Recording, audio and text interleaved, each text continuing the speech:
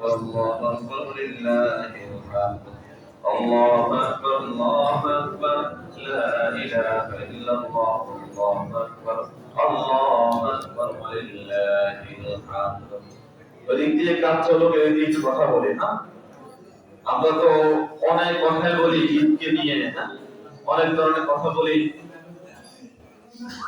এই যে আওয়াজ করতেছে কথা বলেন না এত সুন্দর পরিবেশটা নষ্ট করেন না বাকিরা যারা যাচ্ছেন তারা আওয়াজ দেন বাকিরা আমরা কথা শুনি আর দিতে থাকি বলছিলাম যে আমরা অনেক কিছু বলে থাকি সবাই সবভাবে যে ঈদ বয়ান অনাবিল শান্তি আর অনেক কথা শুনে দিলেন এগুলোর কথা বলি না কথা বলেন না বলে না এগুলা হ্যাঁ বিভিন্ন সামাজিক বিভিন্ন রাজনীতি সবাই কি করে এই ধরনের ভালো ভালো কথাগুলো দিয়ে নিজেদের মুক্তি প্রকাশ করে কিন্তু কথাগুলো হচ্ছে এগুলা মুখে বলার জিনিস না এটা অন্তর থেকে বিশ্বাস করা ধারণ করার জিনিস কথা বলেন ঠিক না কি করার জিনিস অন্তর থেকে ধারণ করার জিনিস ঈদ যেমন আনন্দ ঈদ অনেকগুলো শিক্ষা দেয় হ্যাঁ শুধুমাত্র ঈদের দিনে মানে আপনি বলছেন চলাফেরা করলাম না সব সময় ঈদ করে বললাম আমাদের আগে দিয়ে আমাদের আচার ব্যবহার সবগুলো যেন সুন্দর করতে পারি এটা হচ্ছে মূল শিক্ষা হ্যাঁ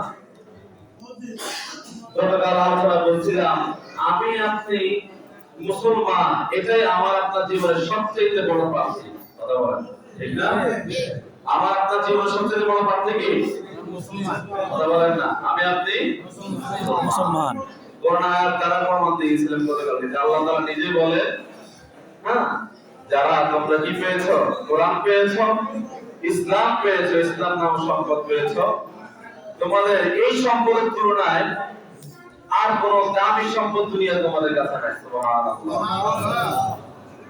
তো আখিরাতের তুলনায় আমাদের জীবনটা যত ছোট ততই নগণ্য দুনিয়ার জীবনটা একেবারে নগণ্য তো সেজন্য এটাই আমার সবচেয়ে বড় বিষয় যে আমি একজন মুসলিম আমি একজন মুসলমান এবং গর্বের সাথে সেটা বলা সবসময় স্বীকার করা অন্তরে বিশ্বাস করা হ্যাঁ এবং সেই অনুযায়ী চলার চেষ্টা করা গুনাহ হতেই পারে গুনাহের জন্য অনুতপ্ত হওয়া কি হওয়া অনুতপ্ত হওয়া বলেন না অনুতপ্ত হওয়া আমরা মানুষ এখানে ফেরেশতা তো কেউ নাই সবাই মানুষ সবাই গুনাহগার সবাই সঙ্গে গুনাহ আছে আপনারা জি আমি তো মনে করি এখানে সবার চেয়ে বেশি গুনাহগার কিন্তু কথা হচ্ছে প্রত্যেকে আমরা সবাই গুনাহগার হ্যাঁ গুনাহের কোনো শেষ নাই আমাদের বলে চলাফেরায় গুনাহ করতেছি সারাদিন গুনাহ করতেছি আমরা এই যেমন একটা কথা কি দেখেন এখন যদি নামাজ না পড়তে যাওয়া আছে নামাজ তারপর ফরজ নামাজ আমরা পড়ি না কি লাগে খারাপ লাগে কি লাগে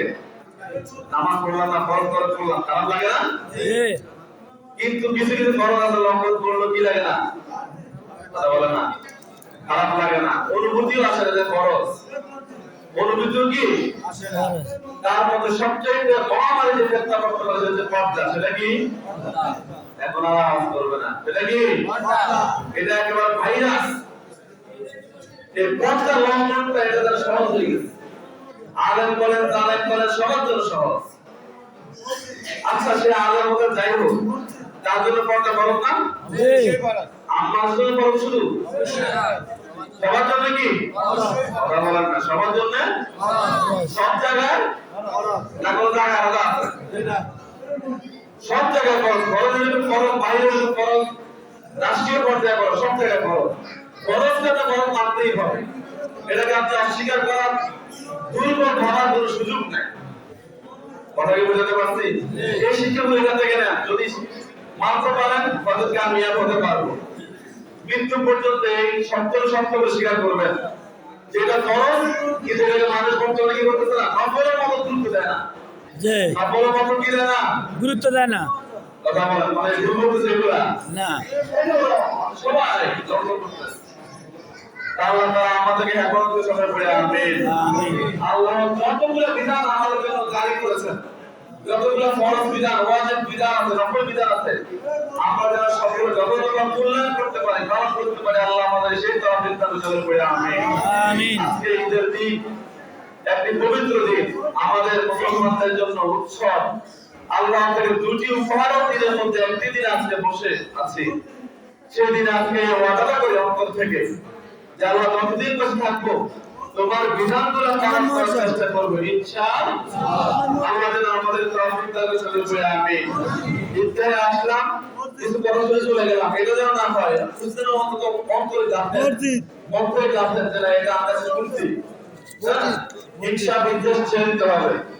অন্যকে নিয়ে পড়ে থাকে বা নিজে নিয়ে পড়ে থাকে আমি তো গুনাহগার না, তো দূর করে থেকে হ্যাঁ অমুকে কি করছে নামাজ পড়ে না, অমুকে চার তার জিবি চাইতেছে, আর ভাই আমি নিজে তো গুনাহগার, আমি তো অন্যকে ভালো তাহলে না আমি ভালো।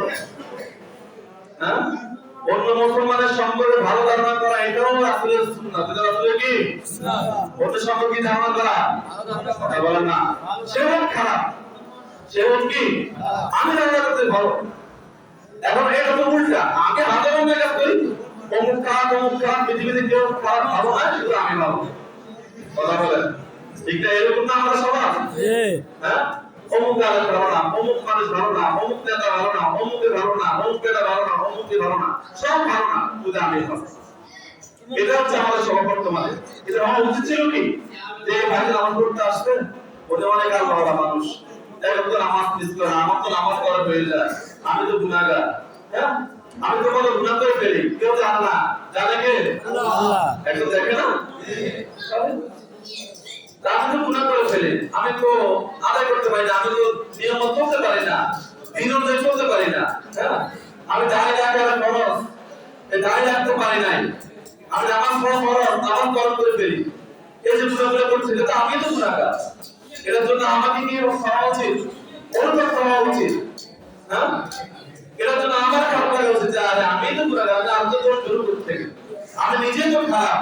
কথা বলেন না, আমি নিজেই গুনাহগার। এই চিন্তা করলে যে মনকে ভালো লাগে, যেমন মনে করি ভালো বলেন, আর আমি পড়া থেকে মুখ শুনছি আর ওকে দুষ খায়, আর সে নামাজ পড়ে কি হচ্ছে রাস্তার ভিতরে ওকে কে কাজ করে কেন, সে যে কাজ করে আপনি আর কাজ করে আসছেন, আপনি কি করে আসছেন আর কাজ করে আসছেন। একজন বলে চার দোকানে কি করতেছে, টিভি দেখতেছে, আপনি আসেন রাস্তাতে বলতেছেন আরে টিভি দেখে খারাপ, অবশ্যই খারাপ কাজ, কিন্তু আপনি একটা সুযোগ আবার করে আসছেন, কি করে আসছেন ওটা হারাম, এটা ওটা বড় হারাম। কথা বলেন না, ওই টিভি থেকে সামান্য মানে কোন সমস্যা হচ্ছে, আর সুযোগ থেকে আবার বলেন সারা জীবন গুনাহগার হচ্ছে, পাওয়ার নাই। তাহলে আমি যে কাজ করতেছি আমার ভুলগুলো আমি দেখি, আমি নিজেই গুনাহগার, আমি নিজেই ভালো না, অন্য দোষ থেকে শুধু আমার পক্ষে যে চিন্তা করে যে আমি নিজে গুনাহগার, আমি অন্য দোষ করবো না, বরং আমি আমার জন্য আল্লাহর কাছে কি চাইবো, ক্ষমা। আল্লাহ আমাদেরকে এই সমাধান হওয়ার তৌফিক দান করে পড়ে আমিন। এটাই নবীর আদর্শ, এটা রাসূলের আদর্শ।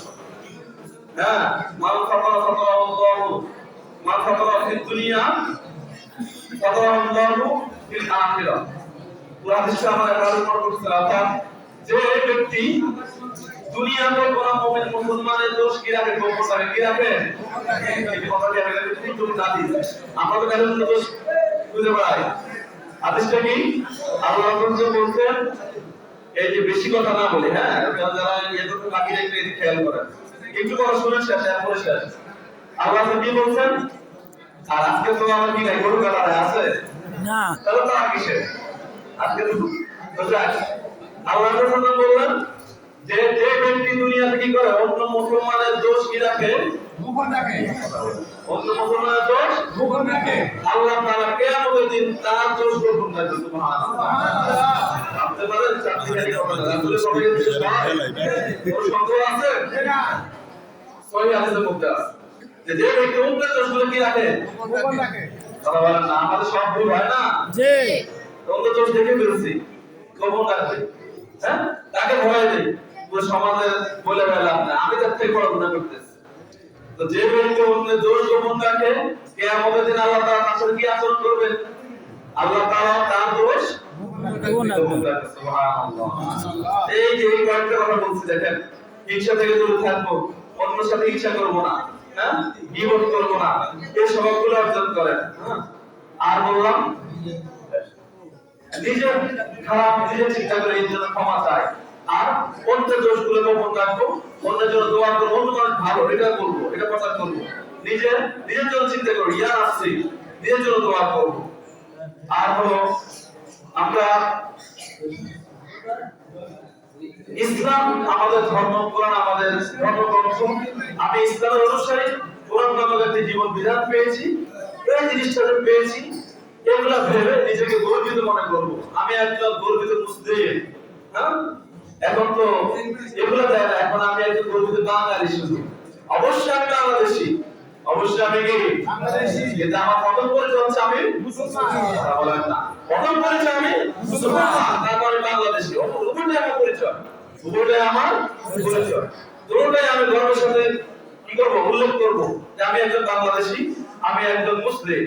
হ্যাঁ, আল্লাহ তাআলা আমাদেরকে বোঝার মানার তৌফিক দান সকলে পড়ে আমিন। যে কথাগুলো বলেছি আমি সহ আমাদের সবাইকে মানার তৌফিক দান সকলে পড়ে আমিন। তাকবীর পড়ে, হ্যাঁ, এই যে তাকবীর বেশি বেশি পড়া ভালো, এটা রাসূলের সুন্নাহ। আল্লাহু আকবার, আল্লাহু আকবার, লা ইলাহা ইল্লাল্লাহ, আল্লাহু আকবার, আল্লাহু আকবার, আল্লাহু আকবার, সকলে পড়ে।